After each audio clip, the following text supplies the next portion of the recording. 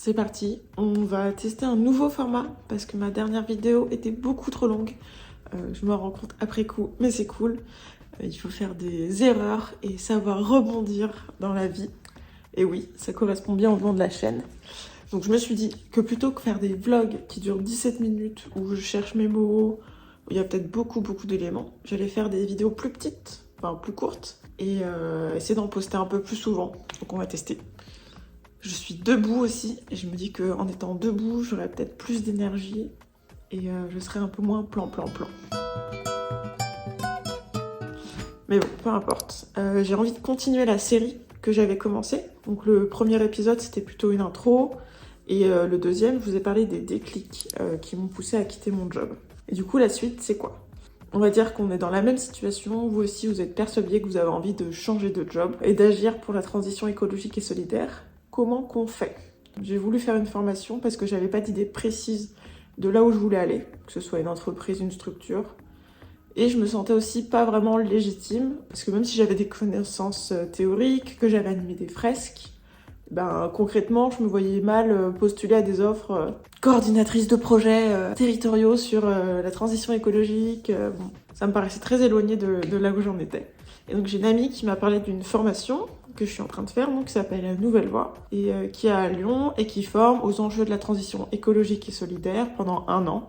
C'est à destination d'un public qui a déjà une expérience professionnelle et qui souhaite transposer ce qu'elle savait déjà faire avant, mais dans un autre domaine. Pour faire cette formation, c'est poser la question aussi de comment j'allais financer mon année. Et pour moi, il y a à peu près 3 options. Soit vous obtenez une rupture conventionnelle de votre entreprise qui vous permet de toucher le chômage, soit votre boîte refuse la rupture conventionnelle, et dans ce cas-là, 2 options. Trouver un job on va dire alimentaire, ou en tout cas un job en parallèle. Ou, si vous répondez à certains critères, il y a une 3e voie que je ne connaissais pas, donc c'est pour ça que j'ai trop envie de vous en parler, qui s'appelle démission reconversion. Démission reconversion, ça a été créé je crois en 2019, et l'idée c'est de pouvoir toucher le chômage même si on a démissionné, dans le cadre soit d'une formation, soit d'une création d'entreprise. Le premier critère, c'est d'être salarié dans une entreprise de droit privé, en CDI, au moment où on va démissionner. Et le deuxième, c'est d'avoir travaillé 1300 jours les 5 dernières années. Donc ça correspond à un emploi à temps plein, 5 jours par semaine, assez classique dans le monde de l'entreprise. Si vous répondez à ces 2 critères, vous pouvez du coup construire un projet et montrer qu'il est réel et sérieux. Ce projet, il sera validé dans une commission, et une fois que ce dossier est validé par la commission, et ben vous pouvez démissionner et toucher l'aide au retour à l'emploi, donc le chômage, même en ayant démissionné. Et pour vous parler un peu plus du processus que j'ai suivi, en gros il y a plusieurs étapes, c'est assez simple. La première, c'est de contacter un CEP. CEP, c'est un conseiller en évolution professionnelle. C'est un service qui est gratuit et qui est disponible d'ailleurs même si vous ne voulez pas démissionner, et qui a pour but d'aider à l'accompagnement de l'évolution d'une personne dans sa vie professionnelle. Donc moi j'ai rencontré Agnès, je lui ai expliqué mes envies, mon projet, et ensemble on a réfléchi à ce que c'était la solution qui me convenait le plus, est-ce que j'avais exploré aussi d'autres formations, de postuler différemment, donc on a construit toute cette réflexion autour de mon projet professionnel, et une fois que c'était sûr pour moi que j'avais identifié la formation qui me correspondait le plus, et ben on s'est dit ok, et ben maintenant il reste à monter un dossier, donc un dossier d'une dizaine de pages, qui explique que mon projet il est réel, sérieux, qu'il y aura des débouchés plus tard dans la voie que j'entreprends. Et donc là c'était parti. Identifier ensemble quelle était la prochaine date de commission à laquelle je pouvais déposer mon dossier. Les commissions, il y en a tous les mois. Donc en fait on a identifié la prochaine commission à laquelle je pouvais déposer mon dossier. Et donc j'ai eu à peu près 1 mois et demi pour construire le dossier.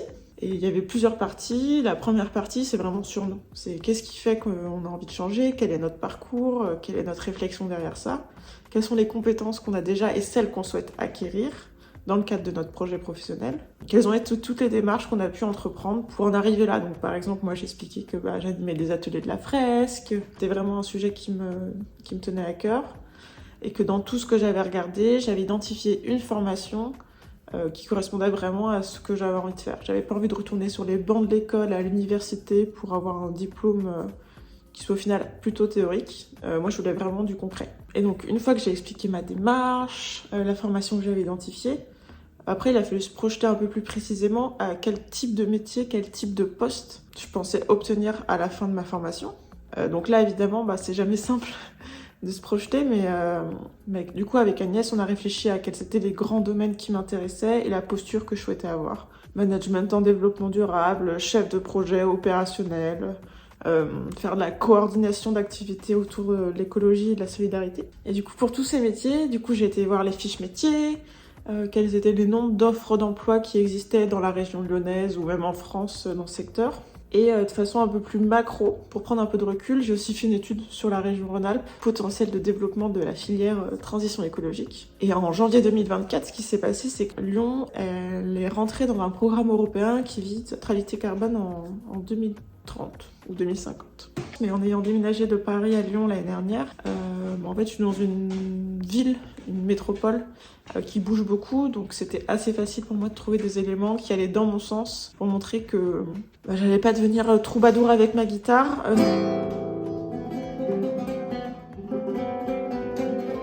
C'était pas le but de ma formation, mais que c'était vraiment quelque chose qui allait être recherché de plus en plus. Donc j'ai construit tout ce dossier, on l'a relu ensemble avec Agnès pour vérifier la cohérence, pour voir si j'avais bien exprimé mes motivations. Et donc j'ai déposé le dossier. Le lendemain, j'ai eu ma réponse positive. Donc j'étais trop contente.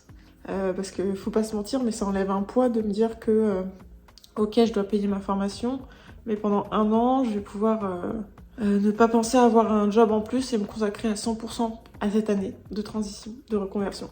Et ce qui me motive vraiment à faire cette vidéo aussi, c'est que en fait, je connaissais pas le dispositif avant. Donc pour moi, c'était même pas une option envisageable. Et quand j'en ai parlé à des amis ou des collègues, c'est vrai qu'eux aussi ne connaissaient pas. Donc voilà, j'espère que cette vidéo vous a aidé. Et à très vite pour une prochaine vidéo.